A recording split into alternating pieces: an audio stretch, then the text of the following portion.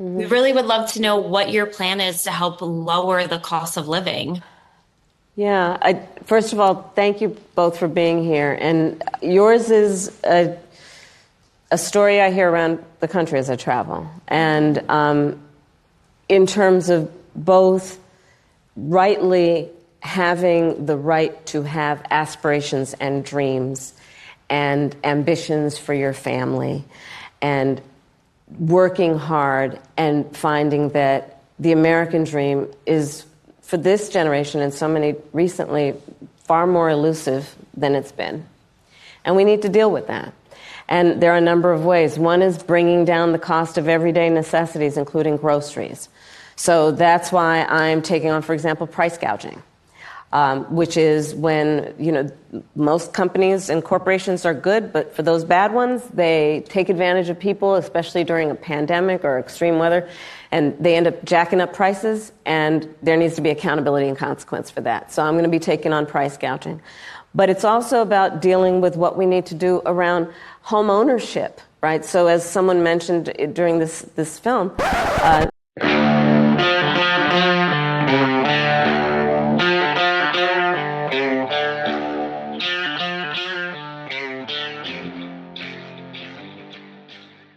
Hi, everyone. This is Lad Dilgard. Welcome to another episode of Stand and Speak. So today, our fact of the day is that Kamala Harris, according to NBC News, has a 49-44 lead over Donald Trump in the latest national news poll. And we're gonna break that down. So this national NBC News poll that has Harris up 49-44 over Trump, there's a similar poll out by CBS News with the same roughly the same numbers.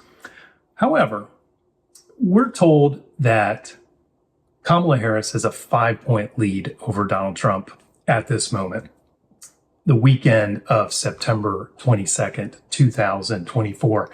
That the same exact poll had a disapproval rating for Joe Biden of 54% versus 44% that approve of the job that he has done. And a staggering 65% of those polled think the country isn't going in the wrong direction. Now, how does one explain that Kamala Harris is up by 5 points, but the same administration that she's a part of has a disapproval rating of 54% and 65% to 28% think the country is going in the wrong direction after 4 years on the job, Kamala Harris as the vice president? This makes no sense whatsoever. We're going to dig into this just a little bit more. Here's a sampling of some of the other polls right now that's at a national level. Now, if Kamala Harris and Donald Trump are essentially tied in the total vote nationwide, that spells doom for Kamala Harris, as that means that Trump will likely win in the Electoral College vote. I think Joe Biden won the national poll by 4.5% in 2020. Hillary Clinton won in 2016 by three percentage points. But Donald Trump won in 2016 and just lost by a whisker in 2020. So if the overall national polls are even, that's bad news for the Kamala Harris campaign. So New York Times Siena poll last week had both Harris and Trump tied 47-47. Fox News had Harris up by just 2 points within the margin of error. Rasmussen had Trump ahead by 2 points.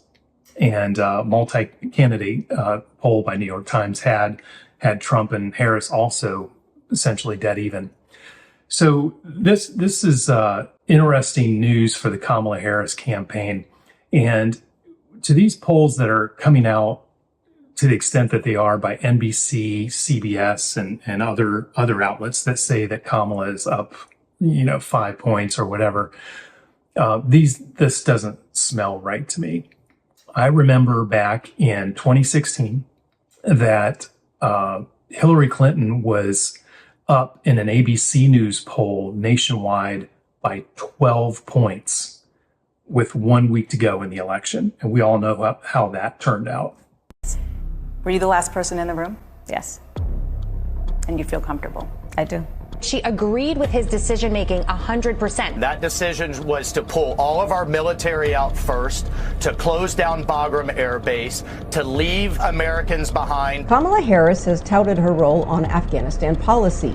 Now she owns it too. On the issue of Afghanistan, we have seen a successful drawdown of the embassy, and thankfully, without any American casualties. Our highest priority right now is evacuating American citizens. We have made significant progress in that regard. It is a dangerous and difficult mission, but it must be seen through, and we intend to see it through as best as we can. What happened? What was the exit strategy? When you were that last person in the room, what was told, okay, worst case scenario, if this happens and our Americans are trapped, what is our plan?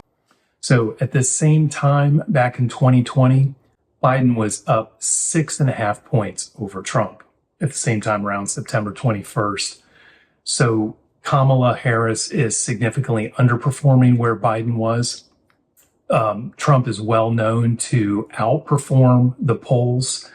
Maybe that's because people who are Trump voters don't want to talk to pollsters. They don't want to tell them where they're at.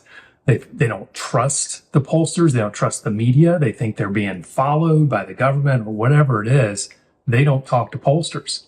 In 2016, Clinton overall on average had a 2.6 percentage point lead over Trump at this same time.